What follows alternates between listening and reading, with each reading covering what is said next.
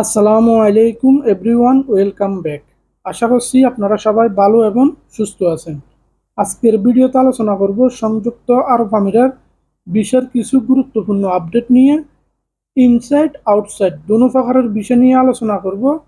বর্তমানে নতুন ভিসা হইতেছে কিনা, ভিসা ট্রান্সফার হইতেছে কিনা, এবং বাংলাদেশ থেকে নতুন ভিসা দিয়ে আসতে পারবেন কিনা, এবং আউটপোস্ট নিয়ে দেশে যাইতে পারবেন কিনা। ভিডিওটা অত্যন্ত গুরুত্বপূর্ণ হবে, শেয়ার করে অন্যজনকে দেখার সুযোগ করে দিন। এবং দেশ বিদেশ থেকে যারা ভিডিওটা দেখতেছেন সবাইকে অসংখ্য ধন্যবাদ।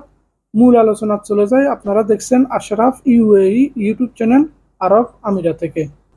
সংযুক্ত আরব আমিরাতে যারা বর্তমানে ইনভেস্টর ভিসা করতে চান, এক লাইসেন্সে একটি ভিসা হবার সম্ভাবনা 50%, হইতেও পারে না হইতে পারে, গ্যারান্টি নেই, কিন্তু ট্রাই করে দেখতে পারেন।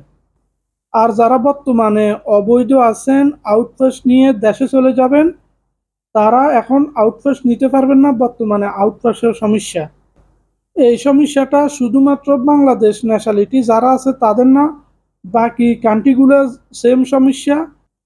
যারা নতুনভাবে সংযুক্ত আরব আমিরাতে ক্যান্সেল হতে চান তারা খুবই সতর্ক থাকবেন, কারণ বর্তমানে কোনো দিকে ট্রান্সফার হইতেছে না এবং আউটপাসও বন্ধ। ফরজে আপনি এখন ক্যান্সেল হয়ে জরিমানা এসে যাবে, পর আউটপাস নিয়ে যে দেশে যাবেন সে সুযোগটাও নাই এখন। তাই ভেরি কেয়ারফুল থাকবেন। বর্তমানে কিছু সমস্যা যদিও হয়, অ্যাডজাস্ট করে নেবেন, তাও ক্যান্সেল হবেন না, কারণ সময় খারাপ। তারপরে আসেন যাদের ভিসা বর্তমানে জরিমানা আছে, জরিমানা রিমুভ করার এবং মাফ করার কোনো সুযোগ নাই। বর্তমানে সংযুক্ত আরব আমিরাতে নতুনভাবে যে কানুনগুলো আসতেছে ভেরি হার্ড আসতেছে, আর ভিসা জরিমানা মাফ করা যায় না বর্তমানে। এটা সমস্যা শুধু বাংলাদেশ ন্যাশনালিটিদের না, বাকি যে কান্ট্রিগুলো আছে সবার একই সমস্যা, অ্যাপ্লিকেশন আসতেছে না। আউটপাস বলেন, ভিসা জরিমানা বলেন, শুধুমাত্র বাংলাদেশি না, সবার ক্ষেত্রে একই সমস্যা। এবার আসি আউটসাইড ভিসা। ভিজিট ভিসা বলেন, ফ্যামিলি ভিসা বলেন, লেবার ভিসা বলেন, আর ভিতরের ভিসা বলেন, কোনো প্রকারের ভিসা বর্তমানে আউটসাইড বলেন ইনসাইড বলেন হইতেছে না। বর্তমানে প্রত্যেকটা ভিসার ক্ষেত্রে সমস্যা এবং কোনো প্রকারের ভিসা হইতেছে না। ভেরি সাবধান থাকবেন।